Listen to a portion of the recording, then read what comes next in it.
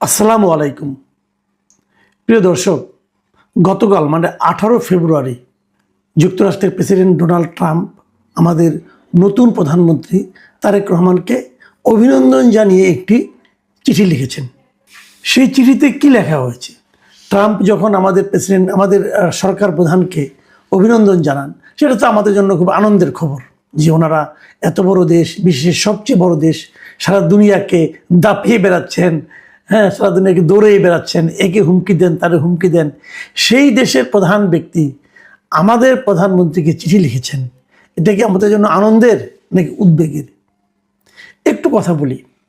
বিষয়টা হয়েছে কি, আপনারা জানেন যে ডক্টর ইউনূসের গভর্নমেন্ট যাওয়ার আগে, বিদায় নেওয়ার আগে তড়িঘড়ি করে, এত তড়িঘড়ি, এটা আর এটা চিন্তার বাইরে, তড়িঘড়ি করে তারা যুক্তরাষ্ট্রের সঙ্গে একটা বাণিজ্য চুক্তি করেছে। কি সেই চুক্তির ভেতরে কি আছে, কি শর্ত আছে, তারা আমাদের কাছ থেকে কত % শুল্ক নেবে এবং শুল্ক যা তারা যে কমাবে, কমানোর বিনিময়ে আমাদের কি কি জিনিস, তাদের কোন কোন জিনিস আমাদের এখানে বিনা শুল্কে ঢোকাতে হবে, অথবা তাদের সঙ্গে আমাদের কি কি ক্রয় চুক্তি হয়েছে, আমরা কি কি তাদের কাছ থেকে কিনবো বলে অঙ্গীকার করেছি, কোন দামে কিনবো বলে অঙ্গীকার করেছি, এর কিছুই আমরা কেউ জানি না। তো এই চুক্তিটা আসলে কোথায় নিয়ে ঠেকাবে আমাদের, এটা নিয়ে কোনো আলোচনাও হয়নি। এবং যুক্তরাষ্ট্রের প্রেসিডেন্ট যিনি অভিনন্দন জানিয়েছেন, সেই অভিনন্দনের ভাষাটা শুনলে আপনি বুঝবেন তাদের মূল লক্ষ্য ছিল চুক্তিটা। দেখুন উনি কি বলেছেন। উনি লিখেছেন চিঠিতে যে যুক্তরাষ্ট্রের জনগণের পক্ষ থেকে আমি আপনার ঐতিহাসিক নির্বাচনে জয়ের জন্য আপনাকে অভিনন্দন জানাচ্ছি এবং গণপ্রজাতন্ত্রী বাংলাদেশের প্রধানমন্ত্রী হিসেবে আপনার সফল মেয়াদ কামনা করছি। সফল মেয়াদ, আচ্ছা, একজন লোক নির্বাচিত হবে, ওনার সফল মেয়াদ আপনাকে কামনা করতে হবে কেন? উনি তো পূর্ণ মেয়াদে থাকবেন, আবার কামনা করতে হচ্ছে কেন? তার এখানে একটা কিন্তু আছে যে আমি সফল মেয়াদ কামনা না করলে আপনি থাকতে পারবেন না, একটা হুমকি আছে। শুনেন আর কি বলেছেন উনি লিখেছেন, আমাদের দুই দেশের অংশীদারত্ব, পারস্পরিক শ্রদ্ধা এবং একটি মুক্ত ও অবাধ ইন্দো প্যাসিফিক অঞ্চল গড়ে তোলার অভিন্ন স্বার্থের উপর ভিত্তি করে প্রতিষ্ঠিত। একটা মুক্ত এবং অবাধ ইন্দো প্যাসিফিক অঞ্চল গড়ে তুলতে হবে। এই যে ভারত এবং চীন, এই এশিয়া প্যাসিফিক এরিয়াতে, এখানে যে আপনার যে একটা সামুদ্রিক পথ আছে, হ্যাঁ, ভারত মহাসাগর, প্রশান্ত মহাসাগর, এই জায়গাটাতে, তো এইটা নিয়ে ওনার খুব আগ্রহ।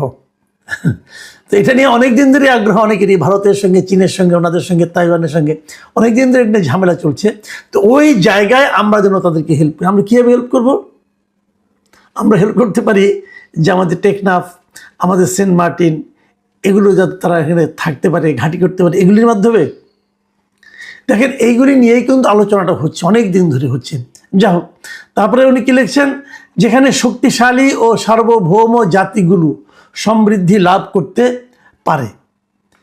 উনি আরেকটা জায়গায় লিখেছেন, এটি হলো সবচেয়ে ইম্পর্টেন্ট আলাপ, যে মেয়াদ শুরুর এই সময়ে আমি আশা করি আমাদের পারস্পরিক বাণিজ্য চুক্তি বাস্তবায়নের মাধ্যমে বাণিজ্যিক সম্পর্কের গতি ধরে রাখতে আপনি আমাকে সহায়তা করবেন।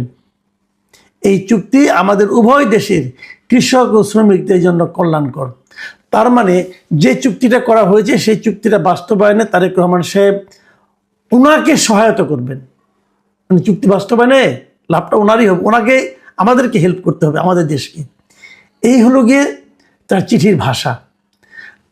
কেন এই চুক্তিটা করা হয়েছিল ওই সময় তড়িঘড়ি করে, এটা নিয়ে অনেক কথা হয়েছে। কিন্তু যে এই চুক্তিগুলো তারা এমনভাবে করছিল যে বলতে পারতো, কিন্তু ডক্টর ইউনূস বলতে পারতো না যে আমাদের যাওয়ার সময় হয়েছে, আমরা এখন চুক্তি করব না, নতুন সরকার আসবে, তারা চুক্তি করবে, তারা জানবে তারা কীভাবে দেশ পরিচালনা করবে। কিন্তু তা না, ওনারা অতি দ্রুততার সঙ্গে এই চুক্তিটা করেছেন। এবং বলা হয়ে থাকে, এই কথা সত্য মিথ্যা আমরা হয়তো পরবর্তী সময় বুঝতে পারবো, বলা হয়ে থাকে এই যে ইউনূস সরকারের প্রতিনিধি হিসাবে ডক্টর খলিলুর রহমানকে গুরুত্বপূর্ণ পদে, পররাষ্ট্রমন্ত্রীদের আইনে বসানো হয়েছে, সেটা এই চুক্তিটার কারণেই।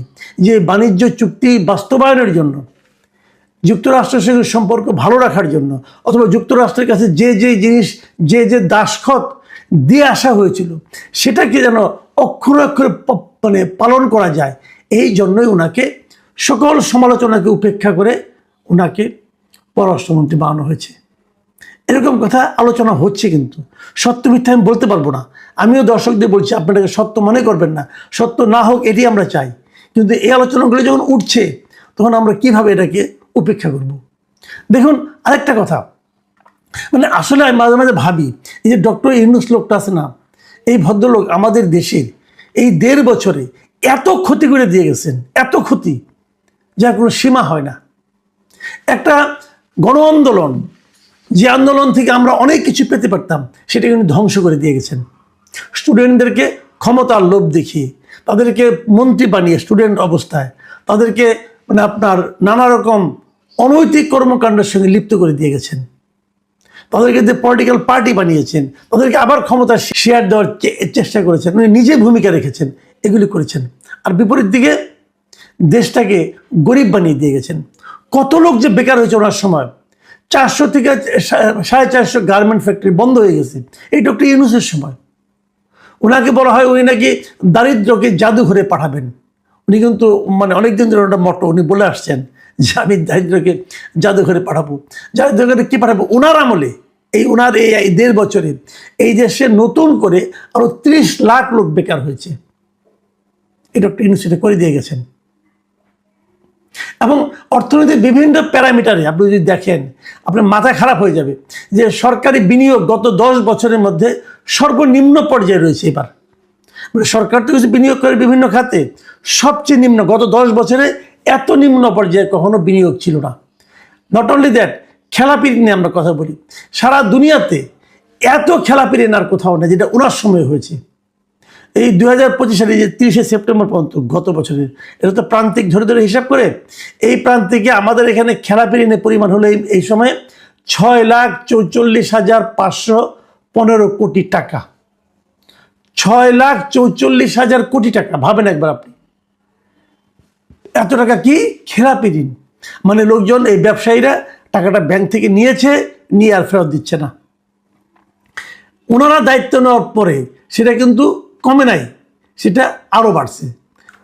আরেকটা বিষয় আপনারা যা জানবেন যে এই আমলেই বৈদেশিক ঋণের কিন্তু পরিমাণ বেড়েছে আমাদের। সারা দুনিয়ার কাছে আমাদের ঋণের পরিমাণ আগের তুলনায় অনেক বেড়েছে। এবং দেখা যাচ্ছে যে এই সরকারের ঘাড়ে, যে নতুন সরকার আসছে, তাদের ঘাড়ে এখন ঋণের বোঝা, ঋণের পরিমাণ কত জানেন? ঋণের পরিমাণ হলো 23 লাখ কোটি টাকা। মানে সরকারের কাছে বিভিন্ন জনের পাওনা 23 লাখ কোটি টাকা। সরকার কোথায় ঋণ শোধ করবে? এই ঋণ উনি বাড়িয়ে গেছেন কিন্তু। এবং এই সময় এই সরকারের এই 1.5 বছরে উনি আরো বিদেশি ঋণ নিচ্ছে 13,000 কোটি টাকার। মানে মোটামুটি এই দেশটাকে মানে একদম মানে দারিদ্র্যের একদম সর্বনিম্ন অবস্থানে নামিয়ে ডক্টর ইউনূস চলে গেছেন। আইন শৃঙ্খলা যে ব্যবস্থা ছিল সেটাকে একদম ভেঙে দিয়ে গেছেন। মবের সংস্কৃতি চালু করেছেন উনি দেশে।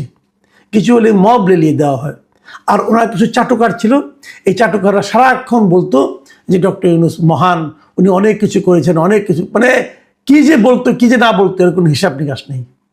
এবং সেই ধারাবাহিকতাকে অক্ষুণ্ণ রাখার জন্যই এখন ওনারই লোক খলিল সাহেব এখানে আছেন কিনা আমি এটা বলতে পারবো না।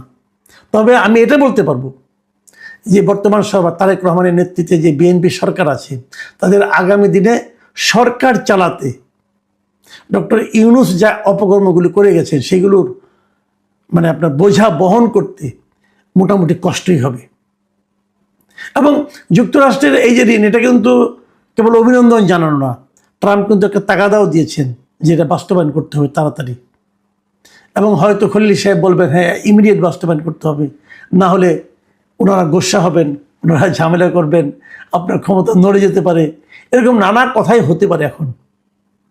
কিন্তু উনি যাই করুন, যদি উনি এটাও বাস্তবায়ন করেন এবং সে সব শর্ত মেনে নেন, ওনাদের মতো করে চলেন, তাহলে সার্বভৌমত্বটা কোথায় থাকবে? তারেক রহমানের নির্বাচনী স্লোগান কী ছিল? যে সবার আগে বাংলাদেশ। সবার আগে বাংলাদেশ থাকবে তো?